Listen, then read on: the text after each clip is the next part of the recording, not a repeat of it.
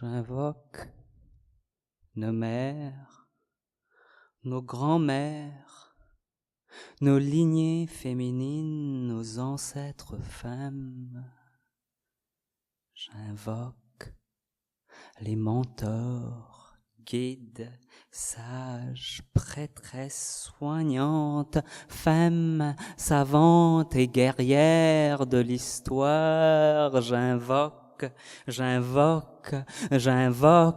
les femmes de tous les genres, de tous les âges, de tous les sangs, de tous les filaments. J'invoque les générations d'enchantresses dont les chants du ventre et du cœur infusent l'univers d'amour, de rage et de magie.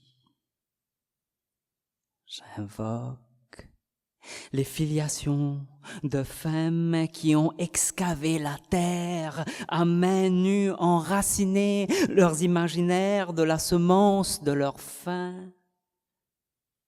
J'invoque l'aïeul, j'invoque l'aïeul, j'invoque l'aïeul. Dont le corps est imbu de la pénombre du Kalapani, dont l'esprit est inondé de la lueur, épuré de la pleine lune. J'invoque mes arrière-grand-mères, dont les corps inconnus furent extraits du continent orage sur un bateau se déchaînant vers l'île, poignets ligotés, chair, battus, souffle, résilient. J'invoque les divinités qui n'ont jamais atteint la terre ferme, leur ossature cuivrée, une offrande aux créatures qui vivent sur le bord de l'inconnu, là où l'océan devient le ciel et le ciel devient l'océan. J'invoque les générations qui sont mortes, qui ont souffert, qui ont résisté, qui ont survécu le patriarcat et le colonialisme dans les plantations sucrières. J'honore ma mère, Vimala Devi, guérisseuse, soignante, mentor, inspiration et incarnation de la force féminine.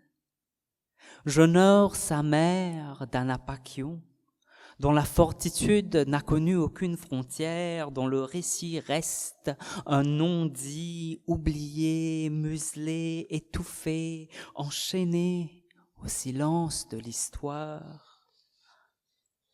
J'honore Rita, dont le ventre a porté des bateaux remplis d'enfants nés et non nés, mère courageuse qui a offert son lait et son sang afin d'apaiser la mélancolie de la terre endeuillée.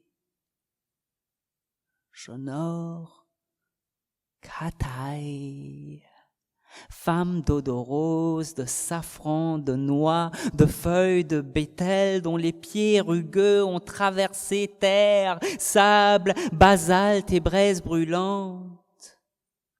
J'honore Kamala, dont les doigts cérémoniels enchantent les mortes, ravivent leur souffle. Uma, dont les visions parlent dans des langues féminines longtemps oubliées. Lalita, dont le sel coule comme des rivières à la recherche d'une mer où affluer.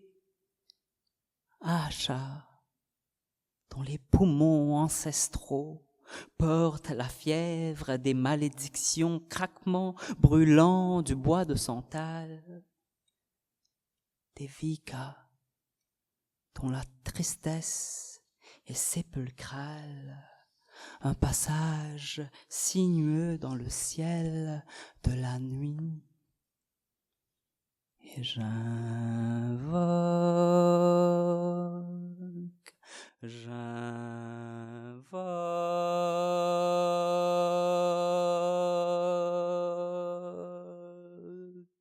j'invoque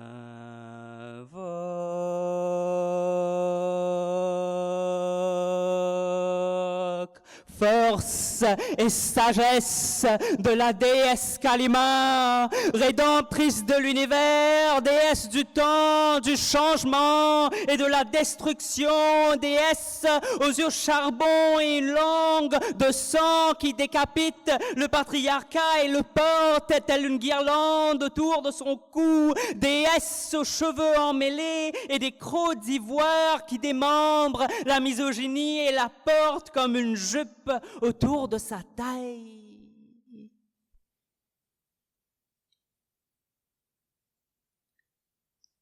Cette lignée, passée, présente, à venir, les femmes et les femmes qui refaçonnent l'univers, j'invoque et j'honore. Bonsoir tout le monde. Merci d'être là ce soir par cette journée assez froide et grise. En gros, je vais essayer de faire disparaître la notion de la temporalité ce soir. On va essayer de l'effondrer et on va se retrouver dans des espaces hybrides, dans des espaces-temps entre des îles, entre l'océan et dans un temps très très queer. Alright. En gros, je vais vous parler un peu de ma démarche artistique d'une manière plus globale, comment ça se lie à la mémoire queer, comment ça se lie à l'insularité, au récit océanique. Je vous présenterai quelques-uns de mes ouvrages, je vous présenterai ça un peu et à travers tout cela, je vais faire de la performance et on appellera ça une conférence performée et j'espère que vous allez passer une bonne soirée. Donc je vais vous commencer un peu avec le cadre dans lequel je travaille. En fait, ce qui m'intéresse le plus, je dirais, mon obsession dans ma démarche artistique, mais aussi dans ma démarche de vie, parce que quelque part, je ne sépare pas tout le temps. Pour moi, c'est les mêmes valeurs qui guident à la fois la personne que je suis dans mon quotidien, dans mes relations, dans ma vie personnelle, et la personne qui pratique, qui fait de l'art, qui écrit, etc. Et ce qui m'intéresse vraiment, c'est donc comment articuler une poétique décoloniale à travers des pratiques intertextuelles et ce que j'appelle intertextuel. Quelque part, j'aime dire que c'est un peu ma destinée dans le sens que pourquoi est-ce que j'occupe les espaces hybrides, dans le sens que j'ai pas vraiment eu le choix. Donc j'ai grandi à l'île Maurice pour le contexte. Je suis né à l'île Maurice, je suis grandi à l'île Maurice. D'une famille à la fois d'origine sud-asiatique et de l'Afrique de l'Est, qui sont arrivés comme des esclaves et des travailleurs engagés sur l'île.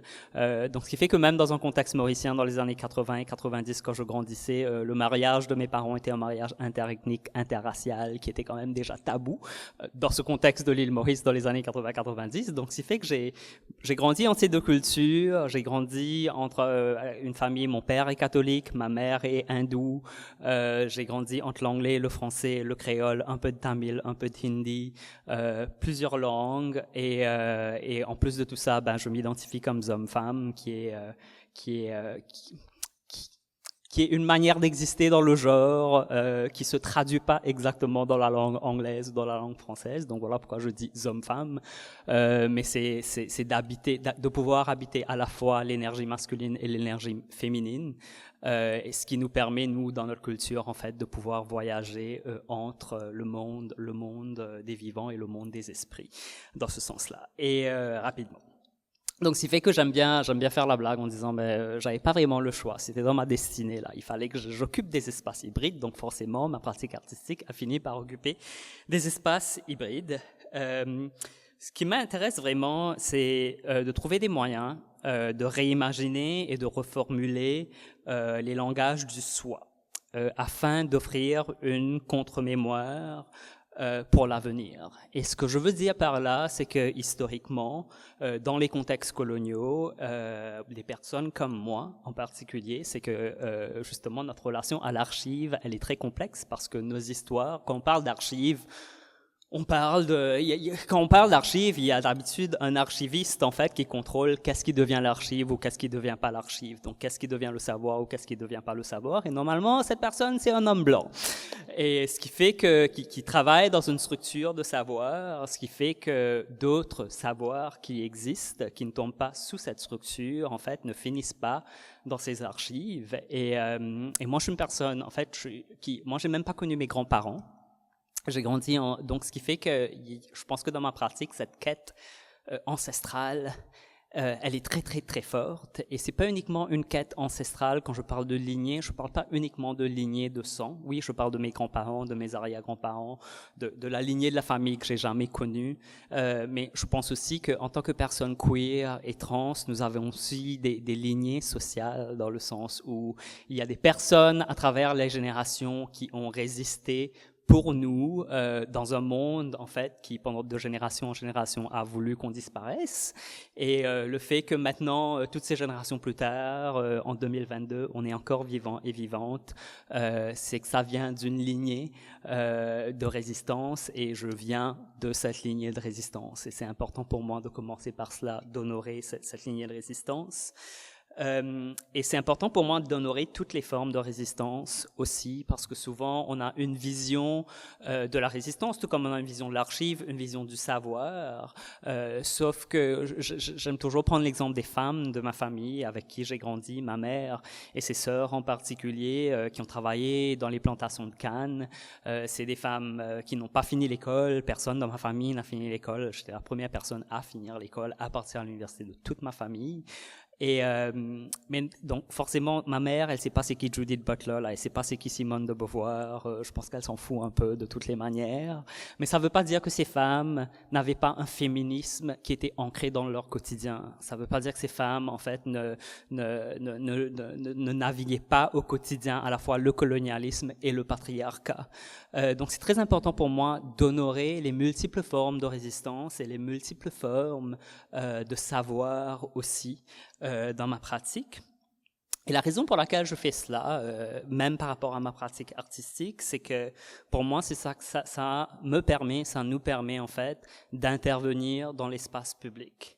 Dans le sens où, pour moi, la politique elle-même, la structure politique, la structure de la société elle-même est une pratique esthétique, dans le sens où on vit dans une société où il y a une hiérarchie, où il y a certaines voix qu'on entend, où il y a certains corps qu'on voit, qui existent dans différentes dimensions, et il y en a d'autres qu'on ne voit pas.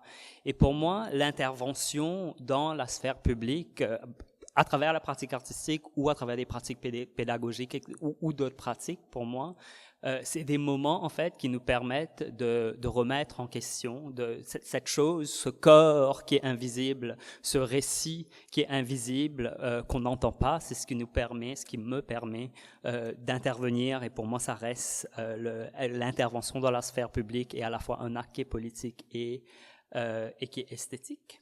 Je suis très influencé par le travail de M. Nourbezé-Philippe en particulier, je vais parler de son travail dans un moment, mais j'ai choisi cette citation en anglais, c'est Reacquisition of power to create one's own image, ce que j'ai traduit en français à la réacquisition du pouvoir afin de créer sa propre image dans ce sens-là. Donc, Nourbezé-Philippe, pour contexte, est une des personnes qui m'a sans doute le plus influencé, je dirais, dans ma pratique, surtout dans ma pratique poétique. Ça, c'est deux de ses titres. She Tries Her Tongue, je pense, c'était un des livres qui m'a le plus influencé. Il y a aussi Zong. Zong, c'est... En fait, donc, Nourbezé-Philippe, elle est formée, elle est d'origine trinidadienne, elle vit à Toronto. Elle est formée comme en droit, elle est avocate. Et c'est intéressant parce qu'une des choses qui l'intéresse, c'est que le droit est ancré dans le langage. Je veux dire, la loi sans le langage, le droit peut que s'articuler à travers le langage, et c'est la même chose pour la poésie. Et ce qui l'intéresse, c'est de voir en fait comment est-ce que la poésie peut ensuite intervenir pour changer une structure légale dominante. Et avec Zong en particulier, ce qu'elle fait, Zong, en fait, c'est une œuvre. Zong, c'était un bateau qui avait quitté l'Afrique de l'Ouest pour aller aux Amériques. Le capitaine s'est perdu en route pendant la traversée de l'Atlantique. Donc, ce qu'il a décidé de faire, c'est de jeter 150 esclaves à la mer, en se disant que c'est de toutes les manières, les esclaves étaient considérés comme de la marchandise. Donc de les jeter à la mer voudrait dire qu'une fois aux Amériques, ils seraient capables de réclamer la marchandise perdue comme de l'assurance en fait. Et tout ce qui a survécu de ce cas, en fait, c'est tout juste une page d'un document légal. Et dans Zong, Nobèse-Philippe se sert de ce document légal pour redonner vie, en fait, pour honorer et redonner vie à ces esclaves qui avaient été jetés en mer. Et je pense que sa pratique, dans ce sens-là, m'a beaucoup influencé dans la réflexion de la question de qu'est-ce qui a été perdu dans les récits océaniques. Et pour moi, c'est une question que je me pose beaucoup, même par rapport à l'histoire de ma famille. Qu'est-ce qui a été perdu dans la traversée? C'est quoi les langages, les cultures, les manières d'être, les genres, les manières d'exister dans le genre qui ont été perdus à travers la traversée? L'autre concept qui est l'autre partie qui est aussi très très présente dans ma pratique, c'est la notion de l'individualité complexe que je traduis. C'est ma traduction, mais ça je l'avais découvert à travers le travail de Avery Gordon, Ghostly Matters. Encore une fois, on parle de fantômes, on parle de hantise, mais dans ce travail, elle en anglais, elle appelle cela complex personhood. Et je vous ai en fait tiré cette citation que j'ai traduite moi-même, donc faites pas nécessairement confiance à cette traduction. C'est pas une traduction officielle, disons cela plutôt. Mais en gros, ça dit l'individualité complexe veut dire que les gens souffrent de manière différente, qu'on se reconnaît soi-même et les autres, et qu'on se reconnaît mal parfois, qu'on reste souvent coincé dans les symptômes de nos troubles et qu'on change souvent, qu'on se transforme. L'individualité complexe veut aussi dire qu'on se raconte des histoires, des récits à propos de nous-mêmes, à propos de nos troubles, de nos vies, de nos mondes, des sociétés dans lesquelles on vit. Et on négocie nos mondes à travers des récits qui se situent entre notre réalité immédiate et les désirs vers lesquels nos imaginations nous poussent. Donc je voulais mettre la table un peu avec ces différents éléments, y compris cette citation, parce que dans toute ma démarche, dans ce sens-là, pour moi, reste dans le flux. Et je trouve que, et dans ce sens-là, déjà, pour moi, c'est une articulation décoloniale dans le sens où on vit dans un monde post-colonial où la structure du savoir dans lequel on est repose encore sur cette structure européenne de la modernité qui a été répandue à travers le monde où le savoir existe uniquement d'une certaine manière, donc à travers une pensée cartésienne par exemple, donc si on ne le voit pas, ça n'existe pas, etc. Et je pense que qu'en tant qu'humain, en fait, la manière dont on crée nos récits, qu'on fait sens de notre propre existence, du monde dans lequel on vit, c'est beaucoup plus complexe que cela. Donc pour moi, c'est important aussi d'honorer cette complexité. Donc, à travers tout ça, pour moi, ce que ça nous permet de développer, c'est des stratégies du soi, que ce soit singulier, que ce soit commun, qui initient de nouveaux signes d'identité, des sites innovants de collaboration et de contestation. Et pour moi, le passage, l'interstice entre les formes d'identification fixe ouvre un espace pour l'hybridité culturelle qui crée une place pour la différence sans assumer ou imposer une hiérarchie. Ça, c'est le gros du cadre théorique, si vous voulez. Puisque je suis dans une université, je peux me permettre de le dire ça. Un peu. Mais maintenant, on va aller un peu dans le plus pratico-pratique, en fait. Comment ça se manifeste dans la pratique artistique, comment ça se manifeste à travers la performance, etc. Je commence avec quelque chose qui se passe en 2020. En 2020, on est en juillet 2020, donc on est dans notre premier confinement.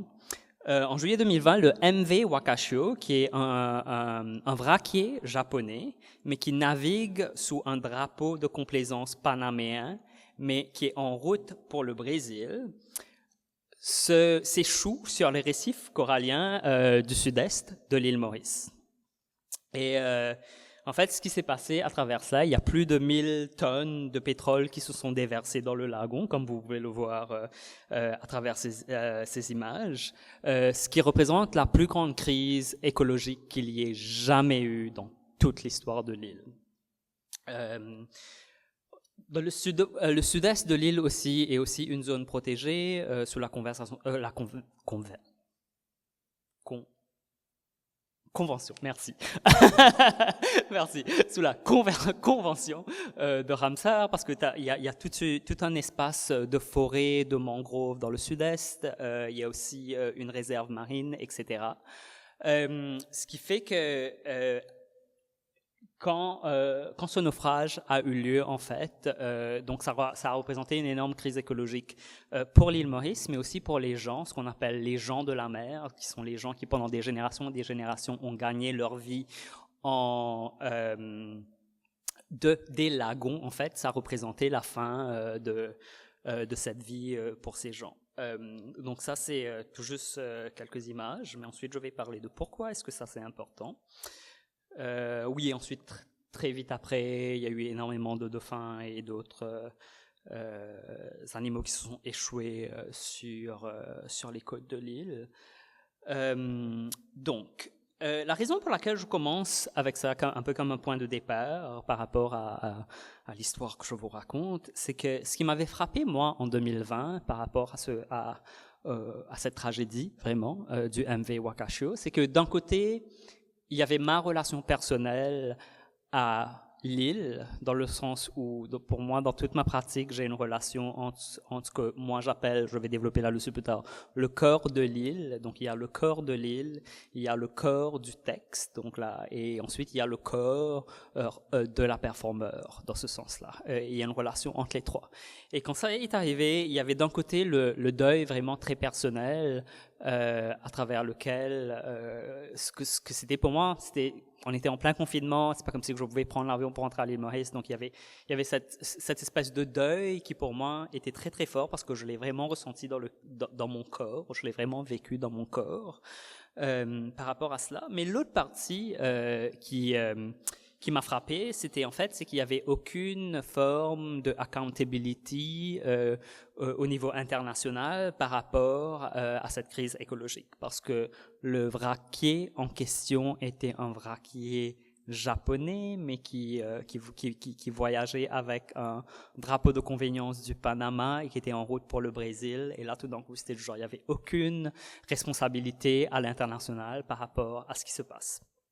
Et ça m'a beaucoup frappé parce que pour moi c'était une répétition du même cadre qui s'est répété à travers l'histoire, qui est le cadre historique, le cadre politique, le cadre culturel, qui par rapport aux îles sous le colonialisme et la modernité, dans le sens que les îles sont souvent comprises comme des espaces d'expérimentation scientifique ou nucléaire. Donc on pense aux Bikini Islands par exemple, comme un exemple de cela, ou comme des espaces d'exploitation, donc les îles plantationnaires, exemple l'île Maurice, ou des prisons, ou des îles où la relation à l'île est aux personnes qui vivent sur l'île est toujours disposable, jetable. Donc, par exemple, l'île de Diego Garcia qui est dans l'océan Indien, où en fait, c'était une île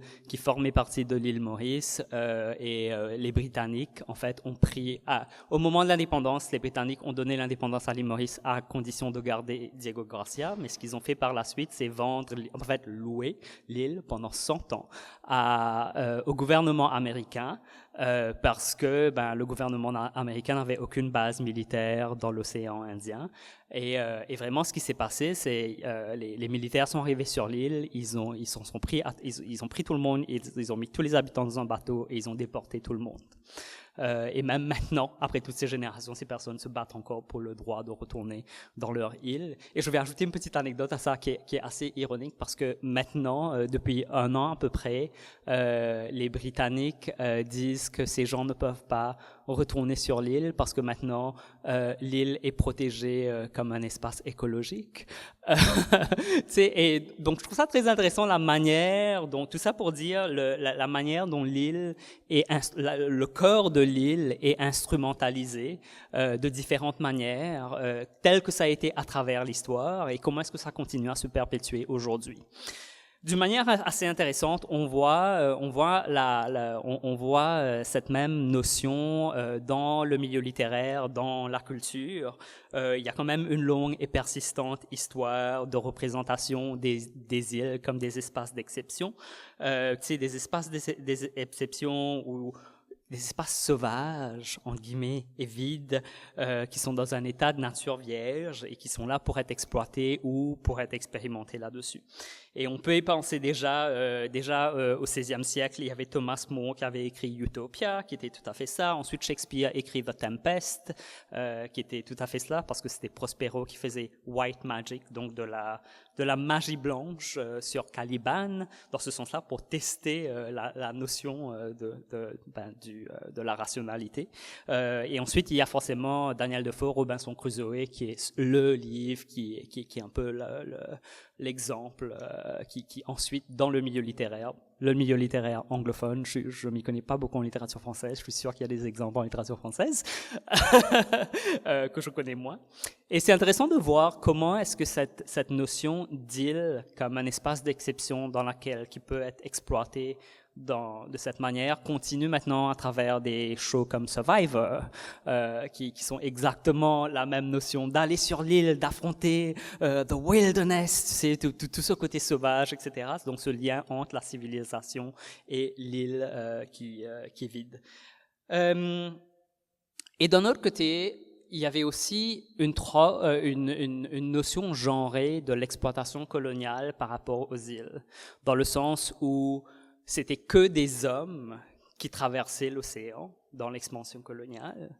Dans ce sens-là, c'était que des hommes qui traversaient l'océan. Donc l'océan était considéré comme un espace masculin jusqu'à ce qu'ils arrivent au territoire ou à l'île qui était considéré comme un espace féminin, donc qui était à être colonisé, d'où la notion de violer le territoire aussi. Donc c'était vraiment l'image qui s'en venait dans ce sens-là par rapport à la colonisation. Donc, tout mon travail, une bonne partie de mon travail, je dirais, offre une contre-narration de cela, une contre-mémoire de cela, et va à l'encontre de ces notions dominantes qui structurent les îles. Ce qui m'intéresse au milieu de tout ça aussi, c'est la question du genre et la question de l'entre-espace. Donc je vais juste voir au niveau du temps. Ok. C'est bon. Je vais passer à travers quelques exemples de quelques ouvrages du passé sur lesquels j'ai travaillé. Je vais vous parler de ça un peu. Ensuite, il y aura un autre texte / performance que je vais vous partager. Ensuite, on pourra discuter. Le premier projet, en fait, dont je vais vous parler, c'est un projet de photographie que j'avais développé à l'île Maurice qui s'appelle Rompre la promesse du vide tropical, la subjectivité trans dans la carte postale. Et en fait, toute cette série, c'est une série que j'avais développée quand j'étais rentré il y a quelques années en vacances à l'île Maurice et que ça m'avait vraiment frappé les clichés des cartes postales de l'île. Comment est-ce que la carte postale est un objet visuel colonial aussi qui est censé représenter un espace, mais il n'y a jamais de subjectivité locale, il n'y a jamais un corps racisé, il n'y a jamais un corps noir dans une carte postale. Et la carte postale, même maintenant à l'île Maurice, c'est les mêmes clichés, tout comme dans la littérature touristique, je veux dire, là c'est l'automne qui s'en vient, on va voir les pubs de Sunwing partout sur le métro, etc., qui encore une fois nous présentent des plages vides où si on a suffisamment de dollars, suffisamment d'euros, on peut venir les recoloniser dans ce sens-là. Et ça m'avait beaucoup frappé, et là j'avais développé une série autour de cela, où en fait j'ai traversé l'île pour trouver les clichés qui d'habitude sont présents dans les cartes postales. Ensuite, pour mettre mon corps vraiment de l'avant, en lien avec le territoire, en lien avec l'île et un peu disputer cette esthétique. Ça, c'est le jardin de Pamplemousse qui est l'espèce de... on pourrait aussi parler du jardin botanique comme un espace colonial, oui. Tout à fait. Qui a été établi par Pierre Poivre dans un contexte complètement colonial. Mais les water lilies, en fait, cette partie, elle est très présente dans les cartes postales de l'île Maurice. Mais en même temps, quand je travaillais sur ce projet, c'était après avoir travaillé sur ce projet, une des choses que j'ai commencé à explorer davantage, c'était en fait de voir c'est quoi la relation entre le fait de vraiment positionner mon corps sur les territoires, en lien au territoire, c'est quoi l'espace spirituel qui existe entre le corps transgenre et le corps de l'île. Parce que comme je vous le disais au début, dans un contexte ancestral, les personnes que maintenant on appelle queer ou trans, dans mon contexte à moi, mais aussi dans plusieurs contextes globalement, c'est que justement on avait un appel qui faisait qu'on voyageait à travers les genres. Et c'était le même appel qui nous permettait, en fait, de voyager entre le monde des êtres humains et le monde des esprits et de ramener le savoir, de ramener les récits, de ramener la médecine, de ramener la guérison. Et en travaillant sur ce projet qui avait commencé avec la notion de la carte postale, j'ai vraiment commencé à réfléchir, mais c'est quoi au-delà de cette notion de la carte postale, c'est vraiment quoi l'espace spirituel, il se passe quoi entre le corps queer et comment est-ce que le corps queer d'une manière ancestrale peut nous permettre de queerer dans ce sens-là le corps de l'île. Une des choses qui est intéressante aussi, c'est, je vais parler de cela dans un instant, c'est que le drapeau nationaliste, le drapeau de l'île Maurice, est le rouge, bleu, jaune et vert. Et ce qui est intéressant, c'est que le rouge, bleu, jaune et vert lui-même a été inspiré des couleurs de l'île. Donc le rouge, c'est le rouge des flamboyants, qui est un peu le rouge que vous voyez. Qui est un arbre, en fait, qui recouvre toute l'île pendant l'été, ce qui fait que vraiment l'île est complètement rouge. Le bleu de l'océan, le jaune, les couchers de soleil, la plage, le vert, les forêts, mais aussi les plantations de canne. Et cette partie m'avait beaucoup frappé parce que je trouvais ça intéressant que même dans un contexte mauricien, les couleurs nationalistes étaient inspirées du territoire. Et je me suis beaucoup posé la question, mais comment est-ce qu'on se réinsère en tant que personne queer, en tant que personne trans, comment est-ce qu'on se réinsère sur le territoire et c'est quoi la relation à ces couleurs et c'est là où j'ai commencé à développer ce que j'appelle des archipels de poésie, ce qui est un peu ce qu'on voit derrière. Là, ce que vous voyez sur l'écran, en fait, c'est des images d'une installation que j'avais à la Galerie de l'UQAM il y a 1 an à peu près. Donc ça c'était le projet Queering the Island Body et c'est là que j'ai commencé à réfléchir à l'espace de l'île dans un contexte colonial et la cartographie m'a beaucoup j'ai beaucoup réfléchi à la notion de la cartographie elle-même parce que la cartographie qu'on a est une cartographie coloniale, ce qui fait que ça dit que l'île s'arrête là où la terre rencontre la mer. Et ça, c'est la frontière de l'île. Alors que, disons que sur les continents, c'est arbitraire parce qu'on a dit, voici une ligne, voici le Canada, voici les États-Unis, par exemple. Je dis ça, mais c'est vrai, la séparation de ce qui est devenu l'Inde et le Pakistan, c'est vraiment fait de cette manière. C'était un colon britannique qui a tout juste laissé tomber une plume sur une carte en disant, voilà, ça va être l'Inde, ça va être le Pakistan, dans ce sens-là.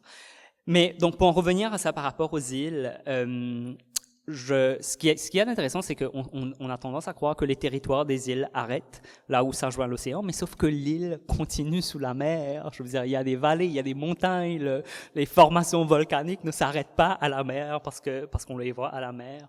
Et c'est là où j'ai commencé à réfléchir à cette notion d'archipel, de corps d'îles, d'archipel, de poésie, pour reconfigurer la cartographie de ce qu'on comprend comme l'île, la cartographie coloniale de l'île. Donc ça, c'est une installation que j'avais exposée dans Daniel Garry de l'UQAM, qui explorait cela à travers le rouge, bleu, jaune et vert. C'est de la peinture sur soie avec du sel, qui permet de faire un peu la texture sur les couleurs. Le sel est quelque chose qui est très très présent dans ma pratique. Je m'en suis servi pendant des années à travers le rituel, la performance. Pour moi, le sel représente... En fait, j'ai commencé à travailler avec le sel parce que j'étais déjà à Montréal et je savais pas comment travailler avec l'océan. Et là, je me suis dit, l'eau salée! Et j'ai commencé à faire des rituels avec de l'eau et du sel. Et c'est là que j'ai commencé à travailler avec le sel. Et c'est devenu une partie très, très forte dans ma pratique parce que à la fois, ça représente l'océan, mais ça représente aussi le minéral qui est en nous tous. Ça représente le sel des ancêtres aussi. Et la projection, ce qu'on voit en bas sur le sol, en fait, c'était une projection vidéo de rituel avec du sel et c'était projeté sur du sel. Donc là, ce que vous voyez en bas, c'était, je crois que j'ai une petite vidéo de ça.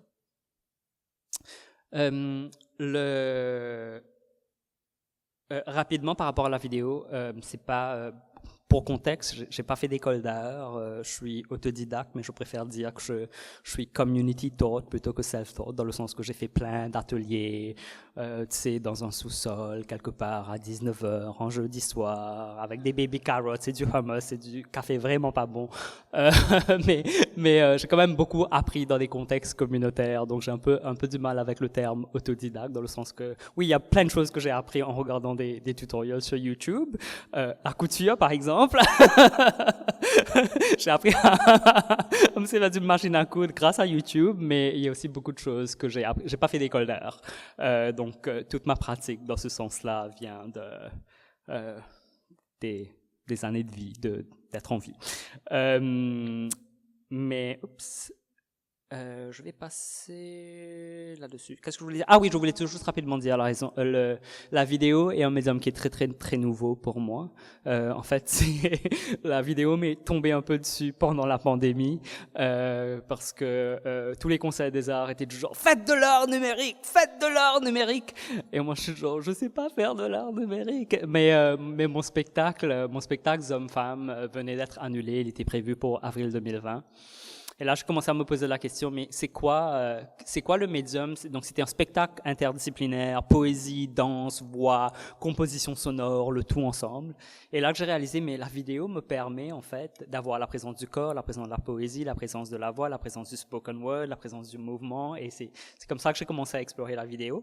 Mais je tenais à dire que pour moi, ma relation à la vidéo reste quand même une relation qui est à la fois performative, mais qui reste dans l'espace hybride, parce que ce qui m'intéresse vraiment, c'est comment est-ce qu'on peut avoir une relation à la vidéo qui n'est pas, c'est regarder, traditionnellement c'est du genre, on regarde une vidéo sur un écran, mais ce qui m'intéresse, c'est qu'est-ce qu'on peut faire, il se passe quoi quand on regarde de la vidéo dans un contexte comme celui-là, qui déplace la manière dominante dans laquelle on interagit d'habitude avec la vidéo. Donc c'est quelque chose que j'explore encore. Ça, c'était une de mes premières installations vidéo. Celle-là, je crois que c'est la deuxième. Donc non, c'est la troisième. L'autre, c'était une projection dans de la Terre. J'avais présenté ça à Kingston, à la Galerie d'art de Queen's University au printemps cette année. Ouais, je vais passer assez rapidement sur les images. Je vais pas vraiment. Ça, c'est la performance que j'avais fait à Momenta l'an dernier sur la mémoire des os. Le sel revient ici. Donc, c'était vraiment sur la mémoire, réactiver la mémoire des os, la connexion en tous les eaux, les océans, les cours d'eau, etc. Donc, je l'avais fait à côté du fleuve, à Verdun, au coucher du soleil. C'était une performance rituelle où le sel revient. Mais je voulais rapidement parler un peu plus de Zombie plutôt. Donc Zombie existe à la fois comme un livre, qui d'ailleurs est en vente ici si jamais ça vous intéresse, existe à la fois comme un livre, mais aussi c'est aussi un spectacle. Et c'est intéressant parce que donc l'histoire derrière, c'est que avec Zombie, c'est que au début, il n'y avait jamais l'idée de s'asseoir et d'écrire un livre. Le livre est un peu arrivé dans ce sens-là. C'était des textes de spoken word que j'avais écrits au fil des années, que j'avais performé dans les open mic, etc. Et à un certain moment, j'ai réalisé que si je mettais ces textes ensemble, qu'il y avait une histoire qui se racontait. J'avais pas réalisé qu'il y avait une histoire qui se racontait. Mais au tout début, moi, ce qui m'intéressait, c'est en développant le spectacle, parce que le manuscrit était écrit pour la scène d'abord, je voulais savoir à quoi ressemble la poésie, si la poésie peut bouger à travers le corps, si la poésie peut bouger à travers l'espace. Parce que souvent, l'incarnation de la poésie performée, c'est ça, là, c'est du spoken word dans ce sens-là. Et j'ai commencé à développer ce spectacle. Je vais vous montrer rapidement quelques images. Et par la suite, j'ai signé mon contrat. C'est uniquement par la suite que j'ai signé mon contrat d'édition pour que le manuscrit devienne un livre. Et là, ce que j'ai fait en transformant le manuscrit en livre, c'est vraiment, j'ai réfléchi à la question du cœur du texte. À quoi ressemble le cœur du texte si le cœur du texte performe sur la page de la même manière que le corps de la performeur performe sur une scène. Donc le texte, ça c'est des pages de Zombie ressemblent vraiment à ça, ce que vous voyez. Et je vous présente cela parce que donc maintenant je vais en venir à cela pour conclure. Donc il y a une relation pour moi qui s'est développée d'un côté entre le corps de l'île, le corps du texte, le corps en performance, et la relation qui se fait entre les trois, mais aussi l'espace qui existe entre les trois. Je dis souvent qu'avec Zombie, il y a hommes et femmes, mais ce qui m'intéresse, c'est beaucoup plus le trait d'union qui est entre les deux, dans ce sens-là. Et je pense que surtout dans le contexte artistique, on vit dans un contexte où on est censé être ancré dans des disciplines, où tout est disciplinaire, où notre narration de nous-mêmes et notre narration des autres est linéaire. Et pour moi, les espaces hybrides, en fait, deviennent des espaces riches, qui pour moi, fondamentalement, l'énonciation décoloniale, je suis sûr que ça peut s'articuler dans d'autres espaces, mais pour moi, elle peut uniquement s'articuler dans l'espace hybride, dans l'espace qui est présent sans être présent, dans l'espace qui est queer, dans l'espace qui est masculin et féminin, dans l'espace où l'océan et l'île se rencontrent et on ne sait pas où se termine l'île et où commence l'océan. Et c'est ça vraiment qui m'intéresse. Dans la pratique. Et par rapport à cette installation, j'espère que vous aurez le temps de faire le tour plus tard. En fait, donc c'est à la fois le texte que vous voyez sur le textile. Je travaille beaucoup avec le textile, je travaille beaucoup avec la soie, parce que pour moi, ça représente la féminité mauricienne en particulier. J'ai commencé à travailler avec du textile quand ma mère m'avait offert des saris qui étaient des pans de soie qu'elle portait comme vêtements. Quand elle me les a offerts, c'est là que j'ai commencé à travailler. Je me suis dit, je vais faire quelque chose avec.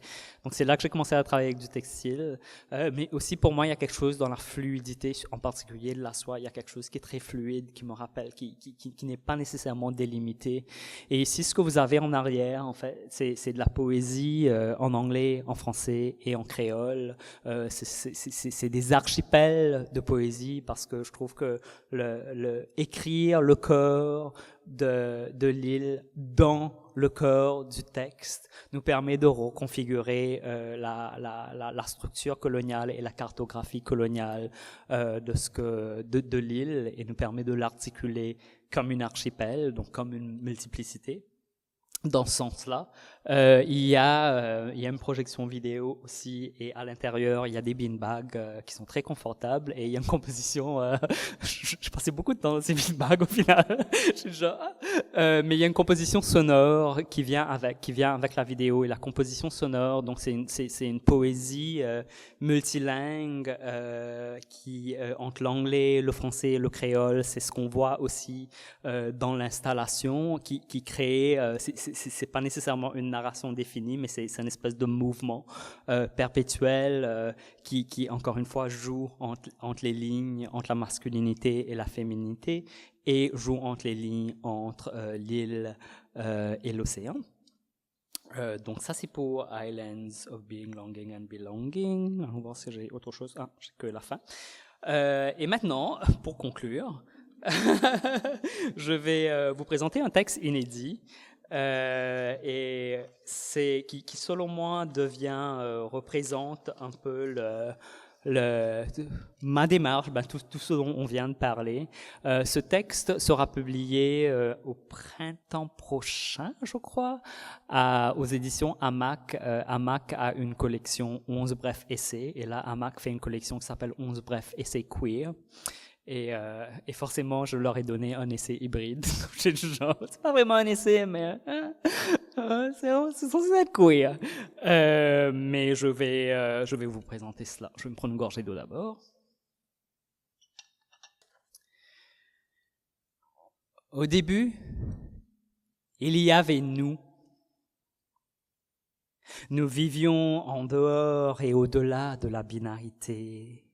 Nous étions îles, archipels, océans, sel, basalte, êtres de l'intérieur et de l'au-delà.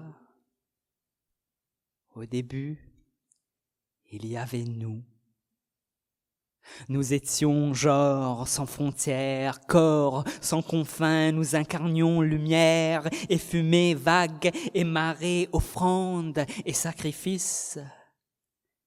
Nous vivions en harmonie avec les cycles de la lune, la migration des requins, la pendaison des flamants. Nous étions rituels, nous étions amour, nous étions cérémonie, nous étions compassion.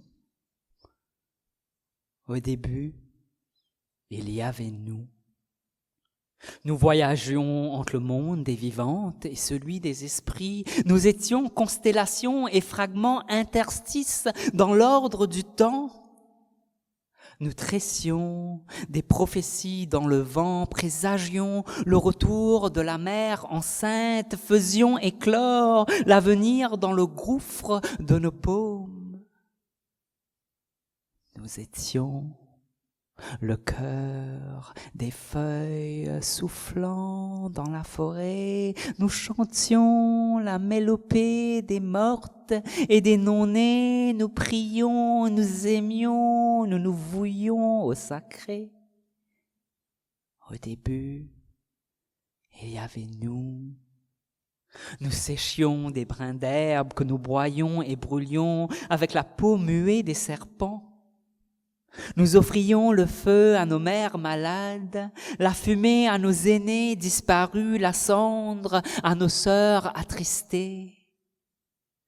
Nous ondulions nos hanches, courbions nos dos, exaltions nos corps, nous étions des anguilles à l'embouchure de la rivière sacrée.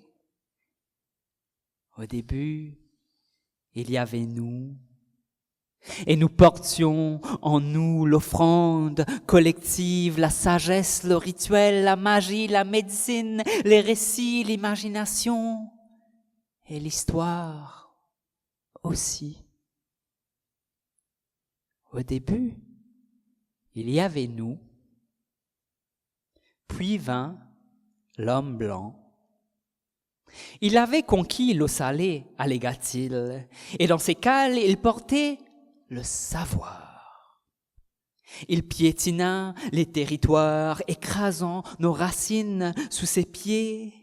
Il traça des lignes dans les muscles de nos dos, établit des frontières, les appela propriétés, les appela biens, les appela pays, les appela miennes.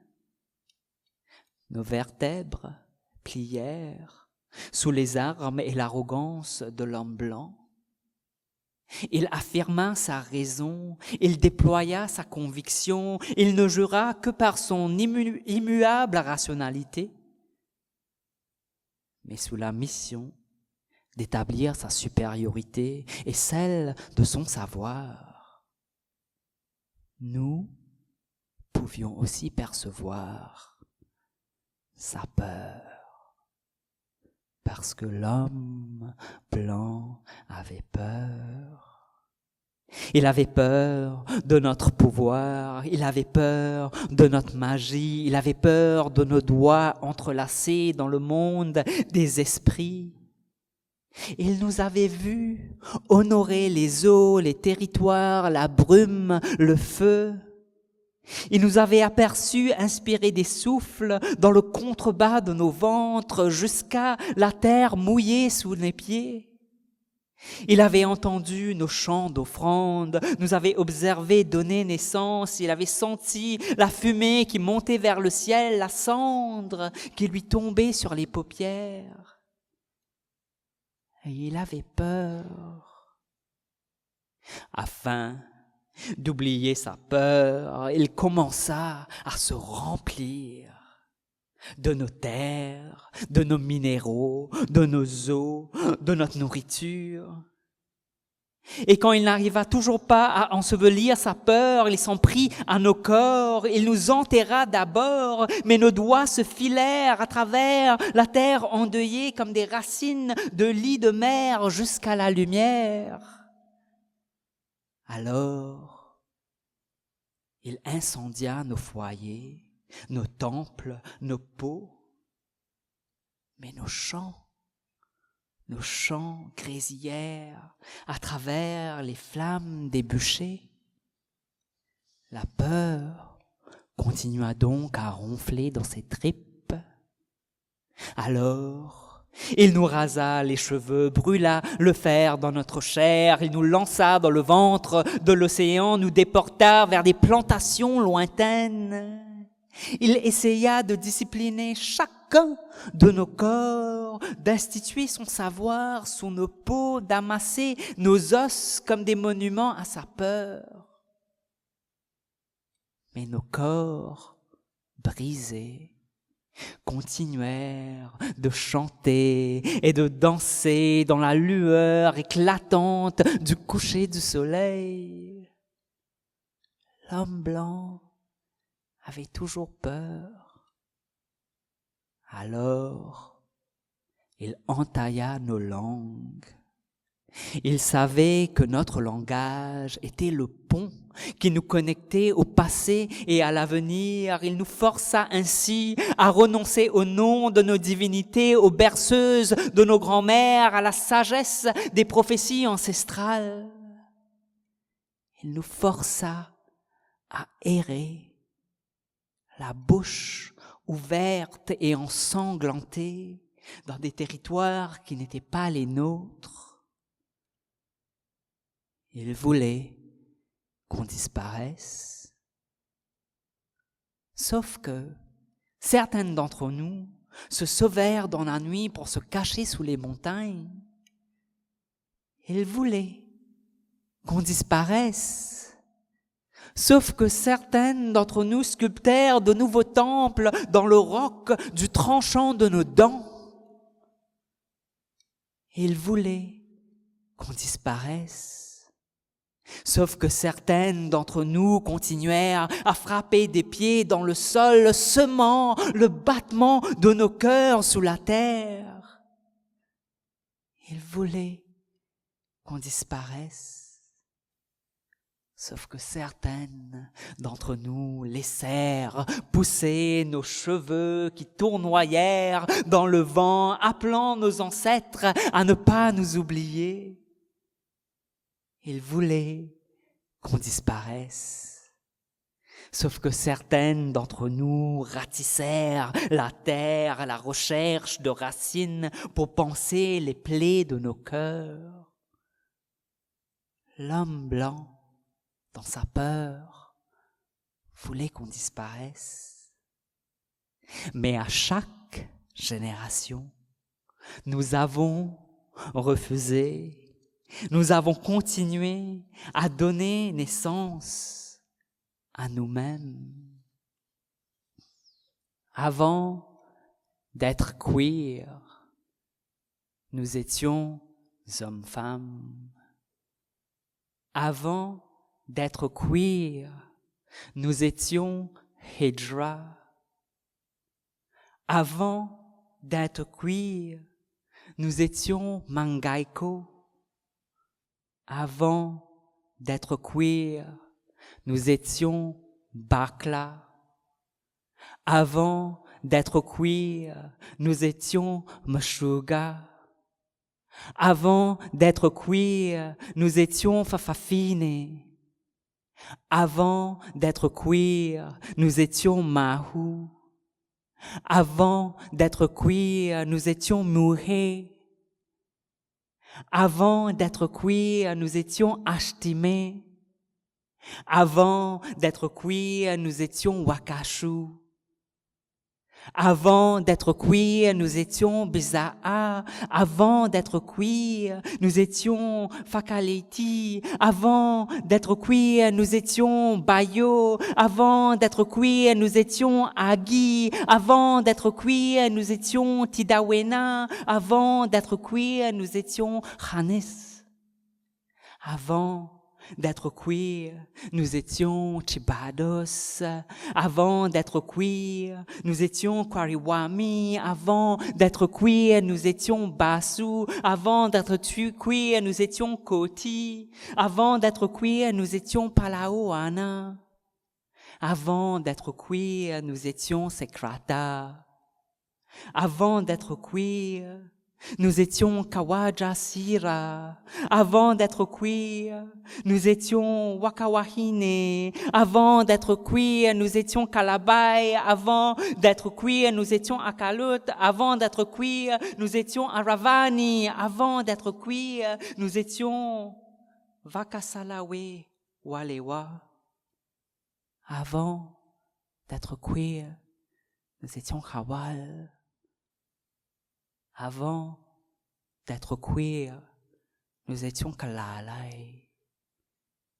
Avant d'être queer, nous étions tous les êtres.